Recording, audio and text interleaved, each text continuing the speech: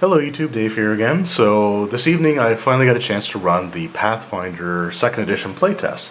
I ran the first adventure from the Doomsday Dawn campaign book, and that adventure is entitled The Lost Star. The premise of the adventure is pretty simple. The player characters are hired by a woman to retrieve an item that was stolen from a vault beneath her manor. It was stolen by a group of goblins that are currently in the middle of, I guess you could call it a civil war, but not really. The goblin tribe is known as the Mudchewer tribe, and they recently had their leader deposed, and a hobgoblin took his place by the name of Dracus the Taker. And ever since Dracus took over, things have kind of gone pretty bad for the tribe overall. A lot of them had already left, or those who displeased Dracus would find or they would disappear, and then the other goblins in the tribe would find his lifeless body completely drained of blood and put up on display in a room called the Motivation Room. So the characters have to go in to this location and get back the stolen item, which is a family heirloom by the name of the Star of Desna. The NPC that hires a party needs it, or wants it, to take to a festival that's in a different one of the towns nearby from where the campaign starts, or where the adventure takes place. And essentially, she wants to. The festival, part of the festival, is consecrating this new church kind of thing. So the characters are hired. They go in. They do their thing. And as it turns out, spoiler: Dracus is not actually a hobgoblin, but instead he is a aberration creature known as a faceless stalker. So kind of an amorphous creature that can change its appearance. Not necessarily at will. It does take time for them to assume a new form, but he's not actually a hobgoblin, and he's not actually the goblins themselves had this belief that he was a vampire because he was draining the blood of all these goblins. So it was kind of interesting because the characters really clung on to the idea that he was actually a vampire. And I didn't want to say anything, but I think throwing a vampire against first level characters is kind of a horrible thing to do to them. But what I don't want to talk so much about the adventure itself in this video. I'll probably do that in sort of its own separate review. But what I want to talk about is just the experience of running the Pathfinder playtest. So the characters, or the players I should say, I pre-made the characters for them just because we only had about 3 hours to run the session. I was hoping to be able to complete the entire thing, and I'm happy to report that I was able to do that, although I did sort of alter some of the encounters. Like there was one that I just left out altogether, and there was another one where I took out one of the tougher enemies just because we only had about 20 minutes left, and the next room that they were going to go to was going to be Dracus's, based on how they discussed how they wanted to move about the dungeon. So I gave them the list of races and classes, and I'm not going to show them right here, right now. I'll do that again sort of in a separate video.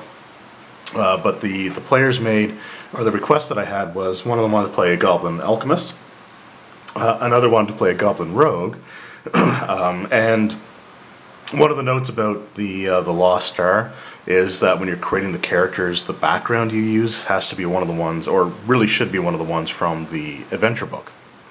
So I didn't want to have both goblins have the same background, because I wanted to get sort of as much use as I could out of those options.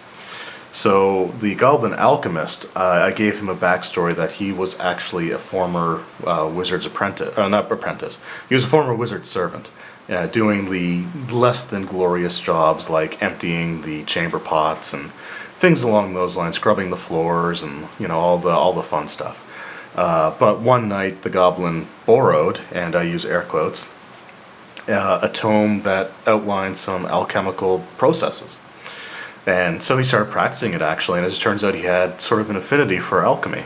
And the wizard ended up actually sort of tutoring him on the proper techniques, and in the end actually gave him the formula book that he had procured, and allowed him to take it and sort of strike out on his own. So as a sort of a side note, the other character was the Goblin Renegade character. So the Goblin Renegade was part of the tribe that had stolen the star in the first place, and but had rebelled because they didn't want to follow Dracus's rule. So again, I didn't want to overlap that too much. So I had the other Goblin, which is the Goblin Rogue, have that background. But what's kind of funny is that the Goblin Alchemist, because of the background that I kind of laid out for him, which he liked, decided that he was a highborn goblin and something akin to nobility. So he kind of looked down his nose at the other goblin, which was kind of funny. It was all lighthearted, and it wasn't mean spirited or anything. So, but it was kind of cool. The other two characters were a dwarf barbarian and a gnomish monk.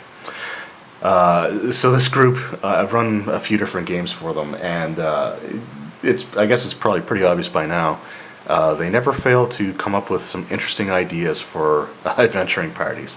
The dwarf was literally the tallest character, and dwarves aren't known for their height. But again, it was an interesting composition of characters. I was hoping that someone would want to have made a spellcaster, either a cleric or a wizard or sorcerer. Unfortunately, that didn't happen, and I wasn't going to force it. So I think the second chapter actually kind of calls for clerics in the party. So I'd worry more about kind of playtesting the spellcasting in that adventure. So as for the experience of running the second edition Pathfinder itself, I have to say it actually played a lot better than I was sort of expecting. And because I had a few, I don't want to say, well, I guess I could say some concerns. There are a few things that I was interested in seeing how they would actually play out when I first set out to actually, run the playtest. And the day that I ran the playtest venture was the last day for the surveys. And actually, the website, the site was temporarily down just as I was submitting the open survey, but I was able to get it through, thankfully. So this isn't going to be a review of the adventure. This is just more or less how the game system plays. And I have to say, I think it plays pretty well. The character sheets do look intimidating, and the players in this group, they're not the most experienced. They're getting more and more experience as time goes on, but they are still relatively new to role-playing games in general. But because they played 5th edition D&D, and they're familiar with at least the core sort of concepts and ideas of how the D20 system works, for example. So that part of it worked pretty well. But I did see their eyes get kind of wide when they looked at the 3-page, sideways character sheets. The exploration of the dungeon area, worked pretty similar to how it does in like 3.5, regular Pathfinder, 5th edition D&D, all that. So there wasn't really too much beyond, like for the exploration mode, I guess you could call it, that I really needed to worry too much about. The combat system, I was actually pleasantly surprised by how much I liked the system, although there are a couple things about it. The first thing is the initiative system is going to take some getting used to. And I can say that 100% for sure, because in Pathfinder 2nd Edition, initiative is determined by different potential skills. So generally speaking, you're going to be using your perception. Oh, if I can. So generally you're going to be using your perception for initiative. Some creatures, if they're trying to be stealthy, or player characters are trying to be stealthy and hide, would use stealth for their initiative. And there's a few situations where in the first adventure that came into play. The first time I kind of completely botched it and just said roll for initiative, and kind of gave away the fact that they were going to be getting into a fight kind of thing. But there was another encounter where the players kind of go into this side room, and the room has like a bunch of the ceiling essentially collapsed, and what was probably a much larger room at one point just filled with like rubble and debris. But there were 6 large centipedes hidden throughout that debris. And the players, when they were going in, they said, "Well, I'm gonna look and see if there's anything unusual." So they said, can I make a perception check? And I said, sure. And the rest of the players are like, well, maybe we should do that as well. And it's like, yeah, sure, you can all make your perception checks. So before they kind of got into the room, I'd already secretly rolled the stealth check for the centipedes. And so when they said they wanted to do perception checks, that exchange ended up being the initiative order for that combat. Which was something that I thought was actually kind of cool, because it takes the opposed tests and you can use them again for the same. You can use them for, essentially, it was almost like a dual purpose. But it's a way of being able to set up a combat without having to just say the words roll for initiative. And I liked that, because in the event that the centipede stealth was high enough that they would have gone first, then all of a sudden they just would have, came out from hiding, and launched their attacks, and the players were caught by surprise. But since the player characters rolled pretty decently, I think only one of them didn't know that the centipedes were there at the start of the combat. So again, I think that's actually a really, really cool system. It's just not one that I'm familiar with. So a lot of times I just simply would say roll for initiative, and they're like, what are we rolling again? So that's going to take some getting used to. So the obvious fix to that is, roll initiative, based on perception. Or if you're trying to sneak, roll your stealth check, for purposes of initiative. Another example that I heard on a video was like two people like wrestling each other in like a test of strength. You might have them each roll athletics for initiative. Or if there was a mage duel and you had two wizards kind of battling each other, then you might use Arcana as the initiative system. So it's a very flexible system, and which I think is a great thing. It's just goes against like years and years and years of programming in terms of like how I expect initiative to go. But it is a good system. I like the system a lot, and again, once you get used to it, it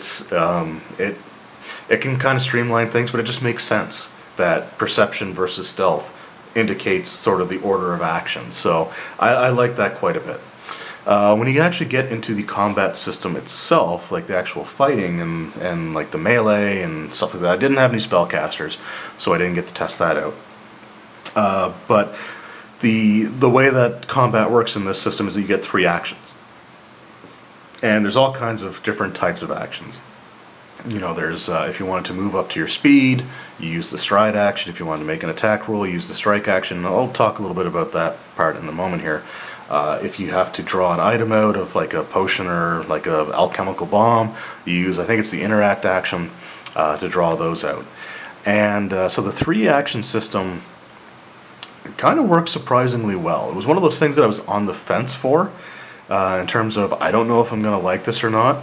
I will say I'm not too keen on the names that the actions have. For example, to just make a weapon, or to make an attack roll, to make an attack, you use the strike action, which, if you're in melee, it makes sense, and I can totally understand that. But if you're firing, in this case, short bow, then striking just doesn't seem like the right term to me, at least. I think that just simply having it labeled or having it named attack would have been perfectly fine. I don't see a situation where calling it that action to make an attack roll with a weapon, calling it attack, I just don't see that being confusing or an issue. And I think that, and again, with the moving up to your speed, it's to stride. And that is a phrase for movement, and I understand that, but it almost feels as if the people at Paizo were very conscientious about what they called their actions. It's like they wanted to avoid the the Gygaxian problem with multiple things all being called levels. So it's like, it almost seems like they felt the need to get their thesaurus out and try to find alternate phrases where something as simple as move or attack would have sufficed. So I think that, and that was feedback that I submitted, is just, there's no reason why you can't call attack and making an attack roll an attack action, and there's no reason that you can't really just call moving up to your speed a movement action. So anyway, but other than that, I actually kind of like the system. Now, again, in my particular experience with this adventure, I had 3 characters that were more or less melee oriented. We had the monk, we had the barbarian, and we had the rogue, who could do a little bit of both. But again, the rogue was also still very primarily melee based. And then you had the alchemist. So the alchemist, one of the problems that the alchemist had with the combat system is that all of the offensive things that he had dealt splash damage. So, you know, he was always afraid of having, like, the splash damage, you know, be hitting the other party members. I just want to see if I could find the, because I think it splashes in a radius around the target or something like that. But anyway, I'm not going to worry too much about it now. But it was just one of those concerns, is that, you know, there were always player characters, you know, in that area. So, be that as it may, other than that, you know, he was still fine. In fact, interestingly enough, splash damage is what he used in order to defeat the Dracus the Taker. He was reduced down to 1 hit point, and he ended up only being able to hit him with splash damage, and that took him out. So it made for a funny story in the end, which is all you can really ask for when you're playing. That you know, even in his failure to hit directly, he still ended up, you know, killing the monster, sort of thing.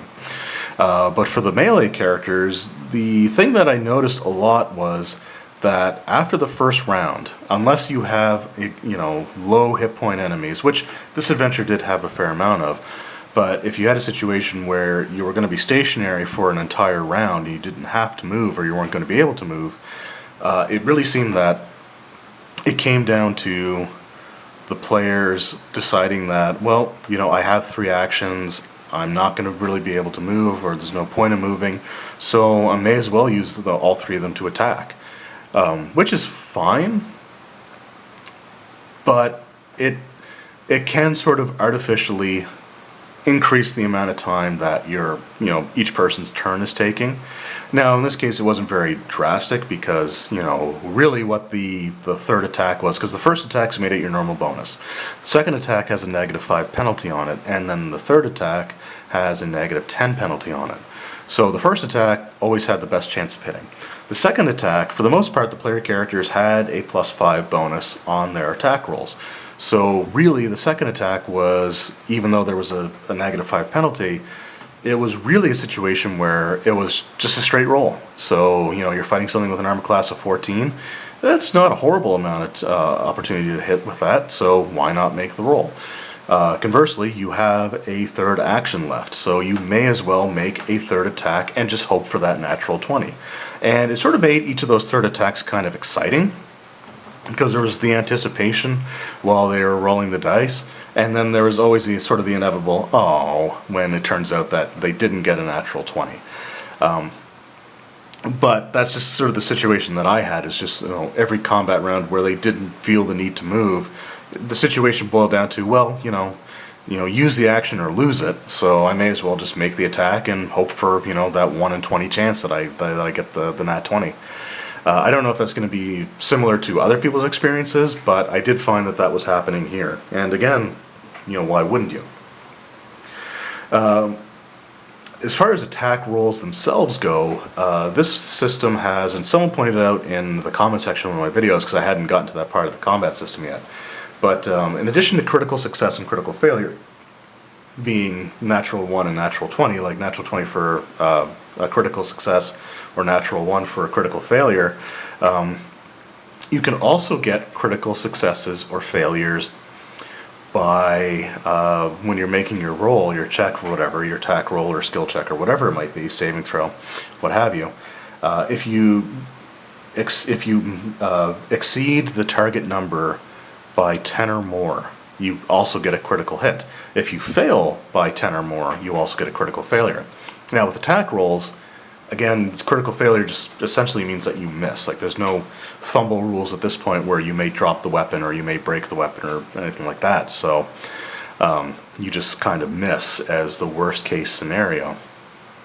But I did actually have the exceed by 10 situation come up where there was an encounter with a group of goblins, and one of them was a goblin pyro, which is sort of like their spellcaster. They lost the initiative, and the players went first. The first one to go was actually the rogue, who used both of his movement actions, or 2 movement actions, to get to the goblin pyro, and then, because he was still flat-footed, ended up getting a sneak attack off on him, and ended up critting on the roll as well. So it, it only had, I think, 15 hit points, and he rolled good on his dice. So in the end, he ended up, getting that critical hit, but he didn't roll a natural 20. The thing had a low armor class, it was flat-footed, and he just rolled high enough with his attack bonus that he actually got a critical hit. And I think he rolled like a 18 or 19. I think it was like a 19. It was still a high roll, but it wasn't the actual natural 20. But it was still exciting to have actually gotten that critical hit in. There were also some enemies in the game. I think it was the Quasits that they went up against that had a poison attack, and I have to say I like the way that they do poison in this game. So. Or at least the way that the Quasits had it. So the poison typically has, it may have an onset time, but not necessarily. But it has a maximum duration, and it has sort of like stages of poisoning. Now I did get one thing wrong, but that was again more for just trying to push things through a little bit. But when you get poisoned, you make a fortitude saving throw. And if you so both characters that got hit by the Quasits ended up failing their initial fortitude save against the poison. So they ended up having the poison. I think it was like level 1 or phase 1, I think it was. And so phase 1 did 1d4 poison damage. On the next round, they make another fortitude saving throw, and they either, if they succeed, they reduce their the stage, or whatever they call it. They reduce the severity of the poison by 1. So they were initially poisoned, they had like stage 1. So if they would have made their second fortitude save, then the poison would have gone away, because they would have reduced it to 0. Unfortunately, that didn't happen, so they failed their second round as well. But what that does is you took the stage 2, which in this case was the same effect as stage 1. They ended up making their save after that. Like, I don't think anyone actually shrugged the poison off before it ran its 6-round course. But only one of them actually got to the severity 3. So a lot of times they got to like severity 2, made their saving throw, which dropped it back down to severity 1, failed the next one to get it back up to 2, and so on and so forth. But even the poison, like I said, I kind of liked the way that it worked. I didn't really get a chance to use it here in this game, but another thing that I like about the 2nd edition Pathfinder are the secret tests. So let me just see if I can get to the skill section here. Alright, so for example we have, let's go to stealth, I think it is.